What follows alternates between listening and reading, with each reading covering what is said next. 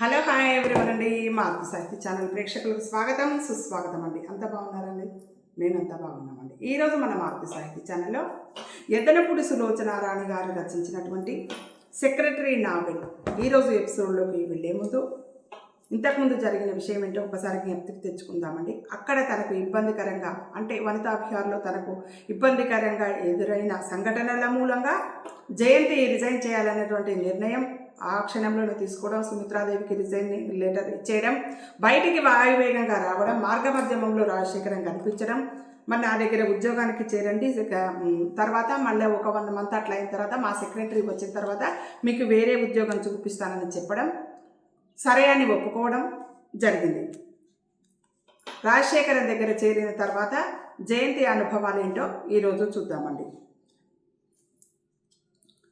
Car సూర్యకిరణాలున్న గేట్లోంచి విశాలంగా ఉన్న ఆవరణని దాటి ఎదురుగుండా కనిపిస్తున్న వరండా ముందుకు వచ్చి ఆగింది. ఇంటి ముందున్న ఆవరణలో వరండాకి ఇరుపక్కల నుంచి గేటు వరకు అన్నీ గులాబీ చెట్లే. రకరకాలు రంగులు పొదలుగా ఉన్న గులాబీ చెట్లు, పొడుగ్గా చెట్లకి విరగబూసిన గులాబీలు సన్నగా అవిస్తున్న గాలికి అందంగా తలలూపుతూ వయ్యారంగా ఊగుతున్నాయి. ఇంటి ఆవరణలో అడుగు పెడుతూనే కంటికి ఆహ్లాదంగా కనిపించిన ఈ వాతావరణం జయంతి మనసులో ఉక్కిరి బిక్కిరిగా ఉన్న ఆలోచనల్ని కొద్దిగా సడలించేలాగా చేసింది. జయంతి వరండా దాటి లోపల అడుగుపెట్టింది. హాల్లో మధ్య ఖరీదైన సోఫా సెట్, వాటి మధ్య టీపాయ్ ఉంది. మూలలకి 4 పక్కల నిలువెత్తు స్టాండులు, వాటి మీద పెద్ద పెద్ద పూల కుండీలు ఉన్నాయి.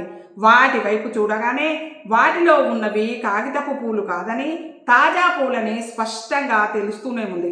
నేల మీద సహజంగా ఖరీదైన కార్పెట్ ఉండటానికి బదులు ఏం లేకుండా ఖాళీగా ఉంది. తెలుపు నలుపు కలిపిన పాలరాళ్ళు డైమండ్ ఆకారంలో పేర్చబడి నీడలు తేలుతూ నిగనిగనాడుతూ ఉన్నాయి. రాజశేఖరం చాలా డబ్బు గలవాడని విన్న జయంతి ఇంటిని దేవలోకంగా ఊహించుకుంది. అక్షరాల అలా లేకపోయినా నిరాడంబరమైన అలంకరణతో ఇల్లు మంచి హుందాగా కంటికి ఆహ్లాదకరంగా ఉంది. హాలంతా పరిశీలిస్తూ క్షణంసేపు అలాగే నిలబడిపోయిన జయంతికి దారి చూపిస్తూ ఇలా రండి అన్నాడు డ్రైవర్ ఆగి. జయంతి ముందుకు వచ్చింది. హాలు దాటి లోపలికి వెడితే కారిడార్లో ఉంది. దానికి ఎడమవైపు వరుసగా గదులున్నాయి. వాటిలో సెక్రటరీ అన్న బోర్డు 2వ గదిని వేలు పెట్టి చూపించి అటు వెళ్ళండి వారున్నారు అని చెప్పి మరో మాటకి అవకాశం ఇవ్వకుండా గిరిక్కున వెనక్కి తిరిగి వెళ్ళిపోయాడు. ఇంట్లో ఎక్కడా ఏ శబ్దం వినిపించడం లేదు. ఆ నిశ్శబ్దం, ఒంటరితనం చూడగానే వెనుక మిసెస్ వర్మ ఇంట్లో అనుభవం గుర్తుకొచ్చిన జయంతికి క్షణంసేపు భయంతో ఒళ్ళు జల్లుమంది. పొరపాటు చేశానా? ఇలా రావడం తొందరపాటు కాదు కదా అని అనుకుంది జయంతి మనసులో. ఆకుపచ్చ గళ్ళున్న కర్టెన్ తొలగించుకొని లోపలికి అడుగుపెట్టింది. విశాలమైన గదిలో ఓ పక్కగా టేబుల్, దానికి ఎదురుగుండా కుర్చీలు ఉన్నాయి. టేబుల్ నిండా గుట్టగా పడి ఉన్న కాగితాలు, టేబుల్ పక్కగా చిన్న ర్యాక్, దాని నిండా ఏవో కాగితాలు కట్టలు కట్టి వరుసగా నీట్గా అమర్చబడి ఉన్నాయి. టేబుల్ ఎదురుగుండా కిటికీ పక్కగా వాలు కుర్చీలో కుర్చీ చేతులకు అడ్డంగా ప్యాడ్ పెట్టుకుని శేఖరం ఏదో సీరియస్గా రాసుకుంటూ ఉన్నాడు. కిటికీలోంచి వస్తున్న గాలికి పొడి పొడిగా ఉన్న అతని జుట్టుతో పాటు మెల్లో ఉన్న ఊదా రంగు టై కూడా సన్నగా కదులుతోంది. ఈ లోకమే మర్చిపోయి రాసుకుంటున్న శేఖరం జయంతిని గమనించనే లేదు. బరబరా ఎక్కడా ఆగకుండా రాసుకుపోతున్న అతన్ని ఆపి తను వచ్చినట్టు ఎలా తెలియజేయాలా ఆమెకు తెలియడం లేదు. అలాగే నిలబడిపోయింది. రాస్తూ ఎందుకో 1/2 సెకను ఆగిన శేఖరం ఉలిక్కి పడ్డట్టు తల ఎత్తి చూసి కొంచెంగా కనుబొమ్మలెత్తి, అరే మీరు వచ్చారా, రండి లోపలికి అన్నాడు. జయంతి లోపలికి వచ్చింది. అతని చేతిలో పెన్ను అలా పెట్టుకునే టేబుల్ వైపు చూపించి, ఎవగో చూడండి, ఆ గుట్టంతా ఉత్తరాలు, రసీదులు, వాటిని విడదీయండి అంటూ మళ్ళీ రాసుకోవటంలో మునిగిపోయాడు. జయంతి వచ్చి టేబుల్ ముందు కూర్చుంది. దాదాపు అరగంట గడిచిన తర్వాత రాయడం పూర్తి చేసిన శేఖరం పెన్ను కాగితాలు తీసేసి పక్కన ఉన్న స్టూల్ మీద పెట్టి లేచి గోడకున్న బటన్ ఒకసారి నొక్కి జయంతి టేబుల్ దగ్గరగా వచ్చి చూశారా ఎన్ని ఉత్తరాలు. వాటిలో చాలా భాగం మీరు జవాబులు రాసేయచ్చు. రాసేస్తే నేను సంతకాలు పెట్టేస్తాను. కొద్ది మటుకు చాలా కొద్దిలేండి టైప్ చేయాల్సి వస్తుంది. మీకు టైప్ చేయటం వచ్చనుకుంటాను. జయంతి ముఖం ఎర్రబడింది. మొదట సుమిత్రాదేవి కూడా ఇలాగే అడిగింది. ఆ రోజు తనకి ఈ రోజు తనకి ఎంత భేదం. శేఖరం ఆమె మొహం వైపు పరిశీలనగా చూడకుండానే ప్యాంటు జేబులో చేతులు పెట్టుకుంటూ, అదిగో అదంతా నాకొచ్చే పత్రికల లిస్టు. వాటిల్లో ఏ పత్రికలకి నేను చందాలు కట్టాలో మీరు లిస్టు తయారు చేస్తే నేను డబ్బులు ఇస్తాను. మనీ ఆర్డర్ చేసేయొచ్చు.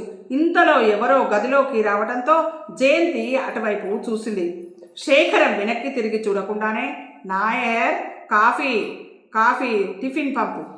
శేఖర్ వెనక్కి తిరిగి చూడకుండానే, నాయర్ కాఫీ టిఫిన్ పంపు ఇద్దరికి అన్నాడు. నాయర్ వెళ్ళిపోగానే శేఖరం వాచి చూసుకుంటూ వెనక్కి తిరిగి తన చోటులోకి వచ్చేస్తూ 10:30 అయ్యింది. 11 గంటలకి కంపెనీ మీటింగు ఉంది. నేను వెళ్ళి 1 గంటకి వచ్చేస్తాను అన్నాడు తను రాసి పక్కన పెట్టిన కాగితాలు మరోసారి పరీక్షగా చూస్తూ. నాయరు కాఫీ టిఫిన్ తీసుకొచ్చి స్టూలు మీద పెట్టి దాని దగ్గరగా 2 కుర్చీలు లాగి వెళ్ళిపోయాడు. రండి టిఫిన్ తీసుకుందరు గాని శేఖరం పిలిచాడు. జయంతి క్షణం సేపు తటపటాయించింది. టిఫిన్ ప్లేట్ తీసుకున్న అతను ఏదో ఆలోచిస్తూనే తన కోసం ఆగటం చూసి వెంటనే లేచి వచ్చింది. అతను చేసే ప్రతి పనిలోనూ ఒక విధమైన చురుకుదనం, ఒక్క నిమిషం కూడా వృధా చేయని తొందర కనిపిస్తున్నాయి.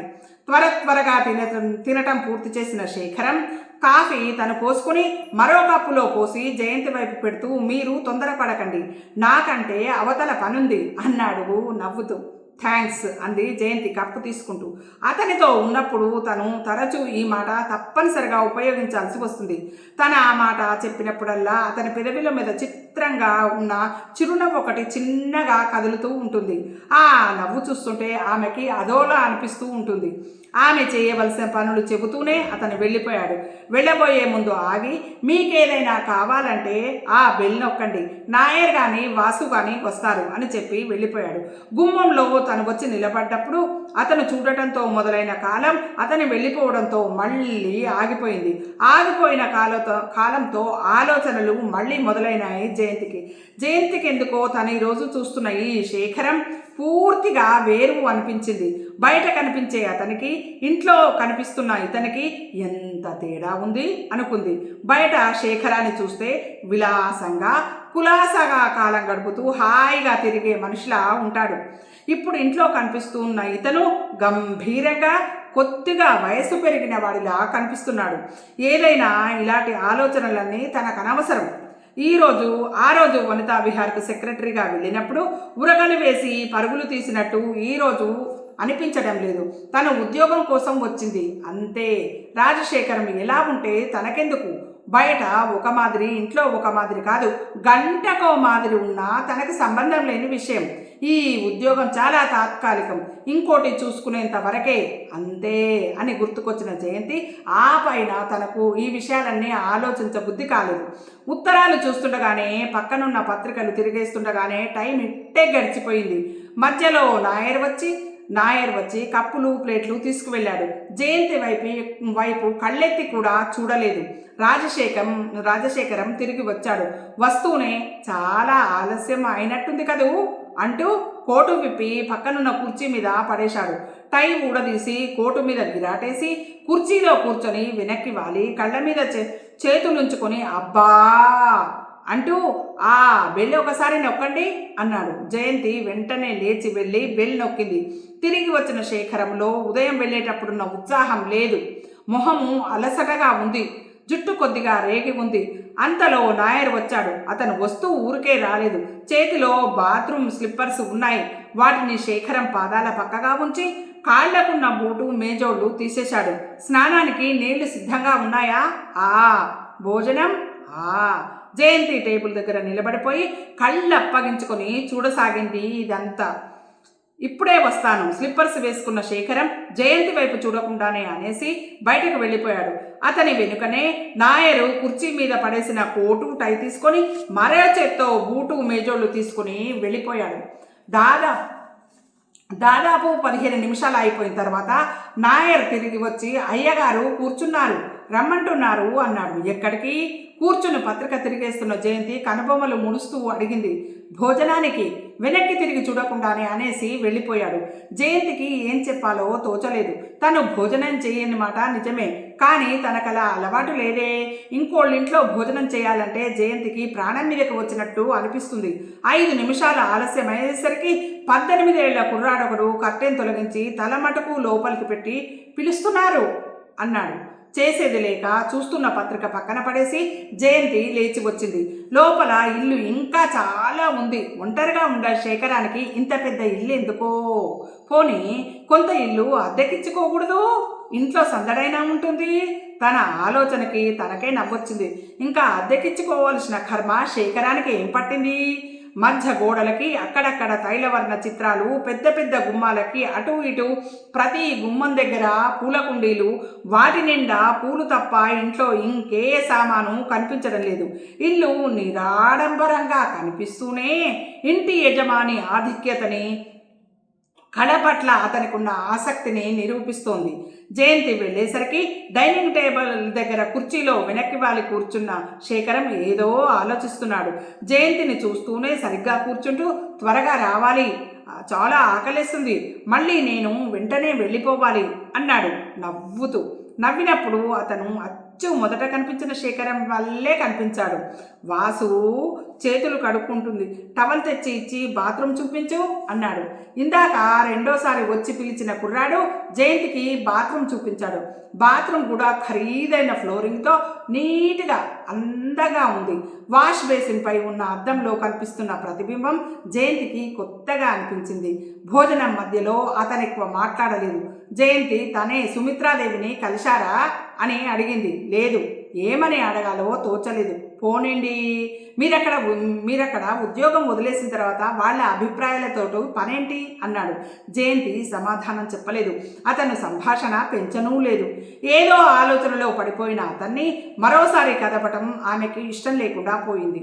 భోజనం పూర్తయిపోతుండగా, 1 గంటలో నేను వెళ్ళిపోతాను, సాయంత్రం వరకు రాను, మీకు చేతనైనంత వరకు చూసి ఇంటికి వెళ్ళిపోండి, డ్రైవరు ఇంటి దగ్గర ఉంటాడు, మీరెప్పుడు కావాలంటే అప్పుడు తీసుకెళ్ళి ఇంటి దగ్గర దించి వస్తాడు అంటూ లేవబోతూ ఆగి, మీరు ఉదయం కొంచెం త్వరగా వచ్చేస్తే నాకు వీలుగా ఉంటుంది, మళ్ళీ మీరు 3 గంటలకల్లా ఇంటికి వెళ్ళిపోవచ్చు అన్నాడు.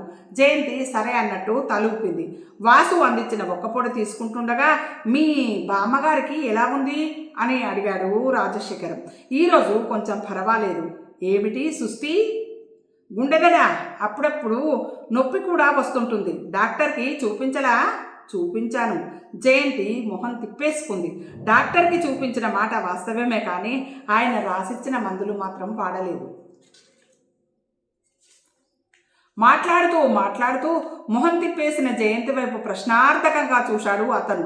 అతని మొహంలో అదేమీ గమనించని జయంతి బయటకు వచ్చేసింది. జయంతి వెంట శేఖరం రాలేదు. దాదాపు అరగంట అయిపోయిన తర్వాత వాకిట్లో కారు చప్పుడు వినిపించడంతో అతను వెళ్ళిపోయాడని ఆమెకు అర్థమైంది. మర్నాడు జయంతి వెళ్ళేసరికి శేఖరం లేడు. అప్పుడే ఏదో పని మీద బయటకు వెళ్ళాడని, అప్పుడే రానని చెప్పి వెళ్ళాడని వాసు వచ్చి చెప్పాడు. జయంతి వచ్చి సీట్లో కూర్చుండగా ఎదురుగా టేబుల్ మీద పేపర్ వెయిట్ కింద చిన్న కాగితం గాలిలో రెపరెపలాడుతోంది. జయంతి దాన్ని తీసుకొని చూసింది. అందులో ఇలా ఉంది: నేను పని మీద బయటికి వెడుతున్నాను, భోజనానికి రావడానికి కూడా బహుశా వీలుండదని అనుకుంటాను. నిన్న మీరు ఉంచిన ఉత్తరాలన్నింటికి జవాబులు రాసేశాను. టైప్ చేసి ఉంచితే వచ్చి సంతకాలు చేస్తాను. 1 గంటకి భోజనం చేయండి, మీరు నాయర్తో చెప్పి వచ్చాను అని రాజశేఖరం అని రాసి ఉంది. దస్తూరిని బట్టి మనిషి వ్యక్తిత్వాన్ని నిర్ణయించవచ్చని ఎక్కడో చదివినట్టు జ్ఞాపకం. శేఖరం అక్షరాలు త్వరగా రాసినట్లున్నా పొందిగ్గా కుదురుగా ఉన్నాయి. అయితే స్థిరమైన వ్యక్తిత్వం గల మనిషి అనుకోవచ్చా? ఆ రోజు 3 గంటలకల్లా పని ముగించేసుకొని ఇంటికి వచ్చేసింది. ఆ మర్నాడు కూడా జయంతి వెళ్ళేసరికి అతను లేడు, కానీ 1 గంటకల్లా వచ్చేశాడు. భోజనం అయిన తర్వాత ఇద్దరు కూర్చున్నారు. జయంతి ఆ రోజు వచ్చిన టపా తీసి ఉత్తరాలు విడదీస్తుండగా అతనేదో రాసుకుంటూ కూర్చున్నాడు. ఉత్తరాలు విడదీయటం పూర్తయిన తర్వాత తాను రాసిన కాగితాలు జయంతికిచ్చేసి ఇది టైప్ చేసి మీరు వెళ్ళిపోండి అని ఆ రోజు టపాలో వచ్చిన పత్రికలు తీసుకుని లోపలికి వెళ్ళిపోయాడు. జయంతి టైప్ చేస్తూ కూర్చుండిపోయింది. అతను మంచి ఇంగ్లీష్ రాస్తాడు.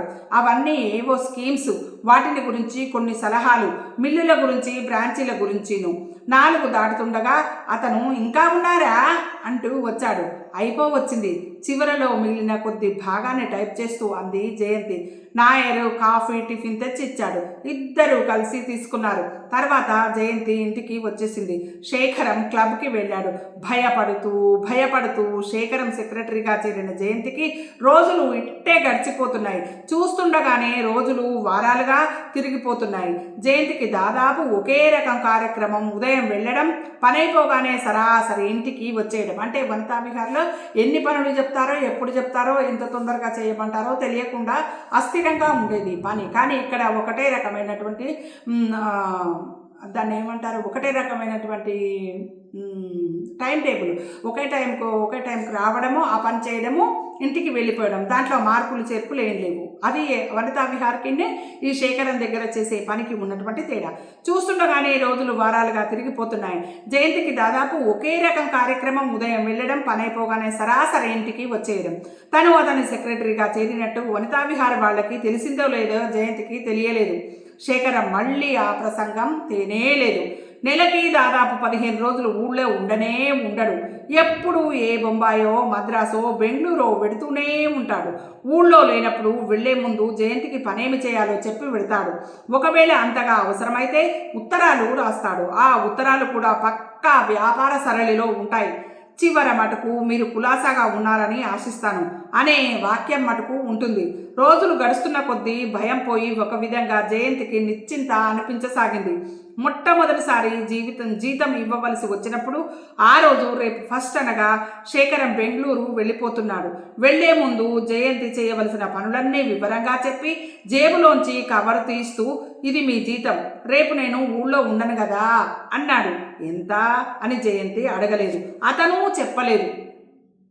ఇంటికి వచ్చిన తర్వాత చూసుకుంటే 300 ఉన్నాయి. ఇదేమిటి?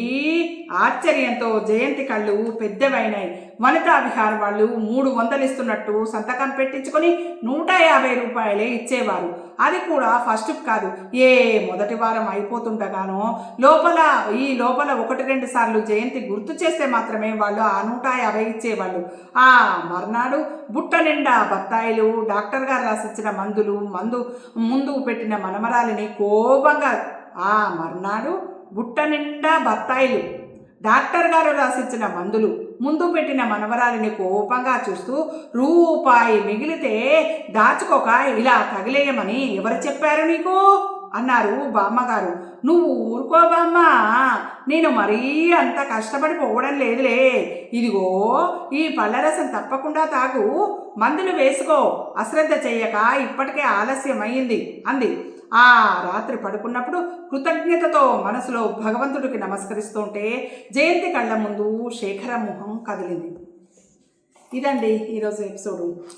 అట్లా మనసు అంత కకావికలమై బయటకు వచ్చినటువంటి జయంతికి రాజశేఖరం ఎదురు కావడం, వెంటనే అదే క్షణం రిజైన్ చేసిన కొద్దిసేపట్లోనే మరే ఉద్యోగానికి అవకాశం దొరకడం, ఆ రాజశేఖరం దగ్గర చేరడం వల్ల కొంత నిశ్చింత అనేది కలగడం, ఎటువంటి భయాలు కానీ అనుమానాలని లేకుండా సాఫీగా సాగిపోవడం, అప్పటికంటే ఎక్కువ జీతం రావడం, బామ్మ ఆరోగ్యం కాపాడుకోవడం, ఇలాంటి ఒక ఆనందకరమైనటువంటి పరిస్థితి జయంతి జీవితంలో ప్రారంభమైంది.